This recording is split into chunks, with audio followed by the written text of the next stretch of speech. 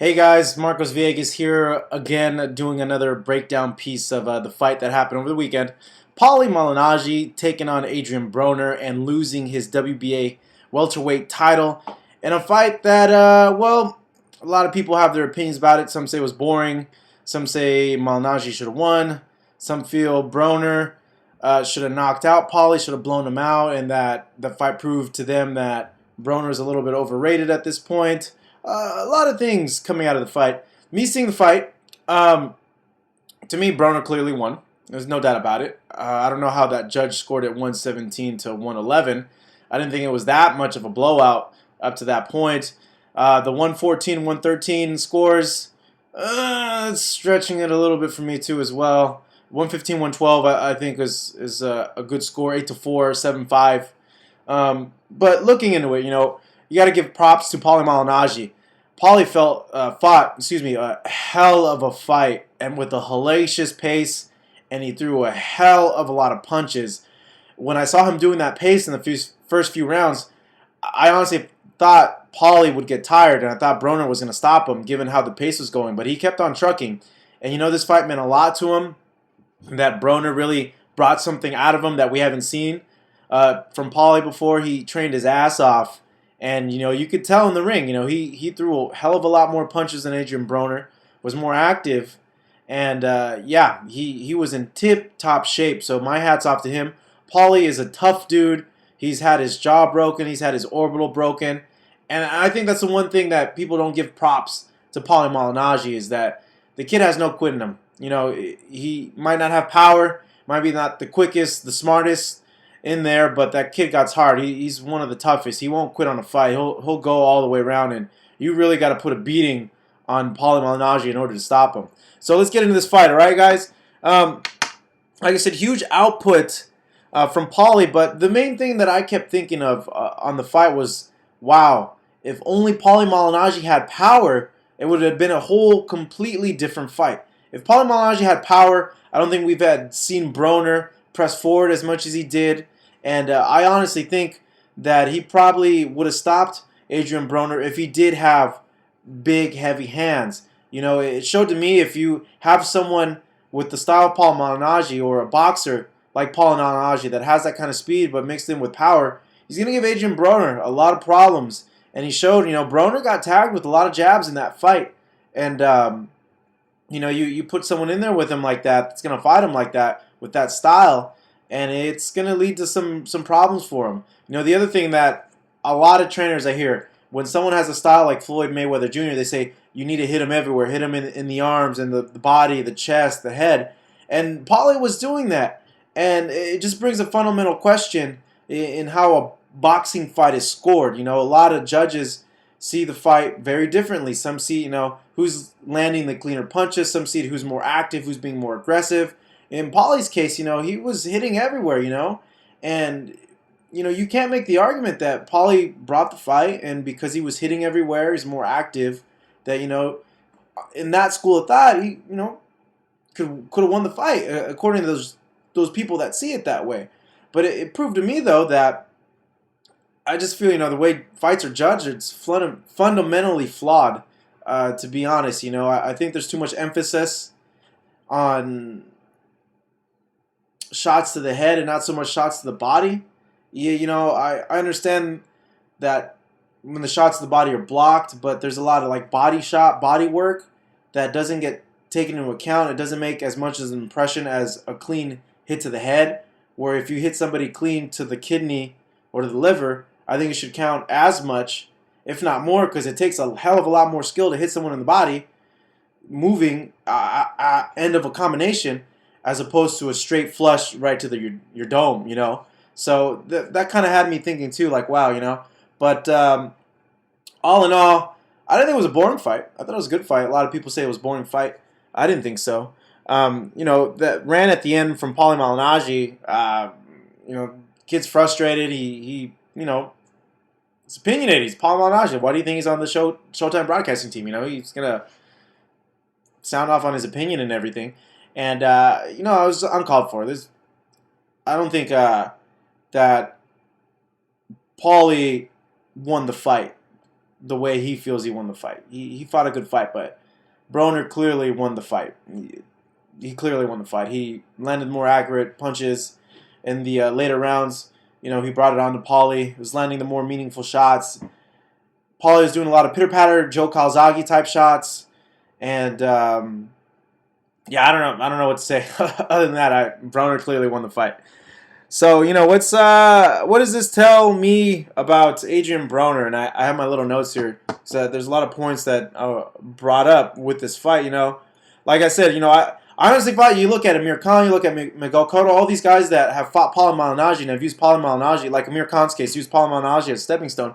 They stopped Paulie Malignaggi, or they beat the crap out of him. And Adrien Broner didn't beat the crap or stop Paulie Malignaggi, you know, so that makes you kind of scratch your head. Make me kind of scratch my head and think like, wow, is Amir Khan that much better than Adrien Broner that he was able to stop Paulie Malignaggi? You know, I don't know. Is he? I don't know. I'll leave it up to you guys to tell me that. But I felt, you know, for how much hype Adrien Broner had, he should have stopped Paulie Malignaggi. If he was like this next Mayweather, this next big, great thing, which he is, you know, he's on the path, he should have stopped Paulie Malignaggi. A guy with that much skill, he should have stopped Malignaggi. And let me tell you the reason why he didn't stop Paulie Malignaggi. 147 is way too big for this cap. Way too big. He's way too small for the division. There's a lot of shots that Adrien Broner threw that normally he would have hit people with at 135 and even 140. But because he was so small and his reach was so little as compared to Paulie Malignaggi, he couldn't hit him. And fundamentally, 147, because of that, is a bad division for Adrien Broner. Props for him to go and moving up 2 weight classes and doing it in his first try. That takes a lot of balls, a lot of nuts to do that, you know. But I don't think he's going to have a lot of success at 147 where the guys are going to be just as fast as him, you know, not as skilled naturally as him, but just as conditioned as him, if not more, and punch harder and with longer reach and just overall bigger. You know, the guy's 5'6". He's really small for 147.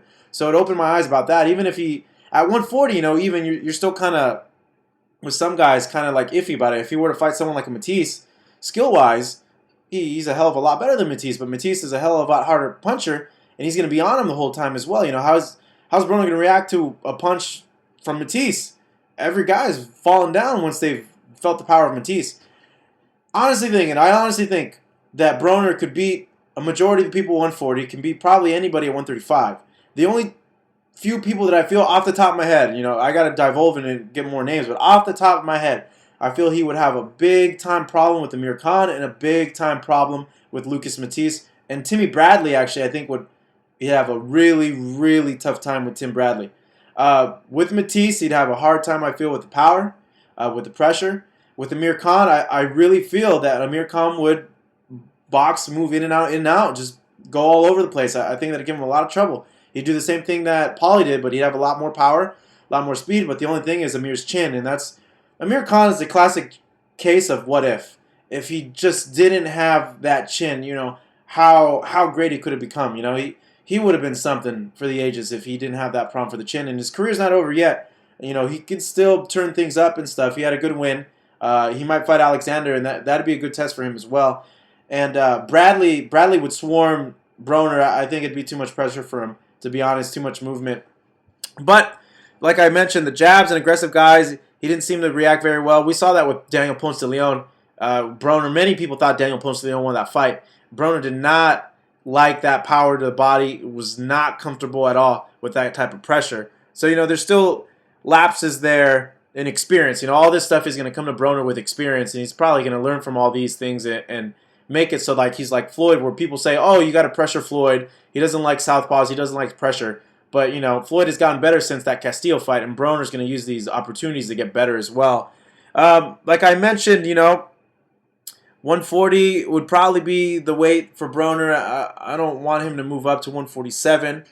Seeing that, you know, what matchup would I like to see Broner fighting next? Honestly, I'd like to see him go down to 135 and fight Gamboa. To me as a fan, I would love to see that fight, regardless of how Gamboa did with Farinas, how Gamboa did with Perez. To me, that's just a fight because Gamboa, technically speaking, is better than Broner. Technically speaking, on paper. You know, it's a lot different when you're in there and the guy's punching you and stuff like that. But technically, he has the better boxing pedigree than Broner. So, to me, it's still an interesting fight. I would love to see it happen. So, Fiddy, Make it happen. I think that'd be a great fight to see. The Mayweather-Canelo press conference just finished earlier, a few hours ago, in New York. Just a few things, impressions off of that really quickly. These guys say the same freaking thing every single press conference. It's like these PR people go and tell them, hey, here's your script. Don't go away from the script. You have to say this. And it drives me nuts. It's retarded. I'm tired of hearing them say the same thing. Mix it up, you know. Show some part of you in there. Show some emotion in there. You know, tell him he sucks, that you think he's overrated. You know, tell Floyd you think he's getting old or something. You know, do something that makes me want to see the other press conference to see what the heck you're going to say or what the heck you're going to do. You know, because as of right now, you did a horrible job selling that press conference. And yeah, it's just a whole different issue. It drives me nuts, though. They are doing a 10-city tour. You know, these guys are going to get on their nerves probably by the end of the tour. Being in that guy's grill for 10 more cities, it's going to get really old really quick. And that's the only reason why I want to keep seeing. I want to see if something happens, you know. How many stare downs can you do between two people before they get pissed off and annoyed of you getting in their face? You know, how many times do you have to talk to reporters when something slips out that builds onto something? And I have a feeling something will slip out more on Mayweather's part than Canelo's part. So I hope there's some sort of fireworks, because right now this nice stuff is not working for me. They're too nice with each other. I don't want to see that. Blah. Make sure, you know, the stare down was pretty intense today. I was going to say make sure to look for me in LA, but let me talk about the stare down. The stare down was intense. The stare down was good stare down, but how many times can they do that stare down before they both get tired of each other and something really does happen, you know? Even though Canelo's a really nice dude, really formal, nice guy as well. But let's see how annoyed these two guys are going to get with each other after the tour. Look for me in Los Angeles when they stop by. I'll be there covering for the boxing channel, doing interviews and tweeting updates as well. This does it for this breakdown video. We got tons, and I mean look for this material that we're going to release. We have tons of MMA videos coming out for you guys with Gilbert Melendez, Mark Munoz, Jake Ellenberger, Jessica Pena, Rachel Cummings. A lot of good MMA stuff. Gilbert Melendez, did I say Gilbert? Yeah, but Gilbert Melendez as well. We got lots of great boxing stuff as well. I got a lot of interviews in the can that we're going to put together. So look out for the stuff that we have on here. Subscribe to our YouTube channel. Bar none, I honestly feel that our YouTube channel is the best channel for combat sports out there. There's no other channel that gives you comprehensive videos and interviews from boxing and MMA as well, like we do. Please subscribe. YouTube.com/FightHub, not Fight Us. Don't fight us. That would not be a pretty picture. You'd probably kick our ass. But subscribe to our channel, YouTube.com/FightHub. Follow us online at Twitter at FightHubTV. We're on Instagram now, right? Instagram straight flexing. Follow us at FightHubTV on Instagram. Facebook, like us, Facebook.com/FightHubTV. YouTube.com/FightHub. Follow me online if you like, at Me Llamo Marcos on Twitter. Yes, at Me Llamo Marcos on Twitter. And on Instagram, at It's Marcos Villegas. Yes, Marcos Villegas. MarcosVillegas. It's Marcos Villegas. Thank you guys for tuning in once again. Really appreciate the support from you guys. Really, really, from the bottom of my heart, really appreciate, you know, all the support over the years and the subscriptions from you guys as well. I do this for you guys, man. I get all this content for you guys because I know you guys love it. So till next time, keep it classy. The rest of the country. I was going to say San Diego, but I know I have a lot more viewers than in San Diego. But keep it good, guys. Keep it real and keep tuning in. We have a lot of great stuff coming up.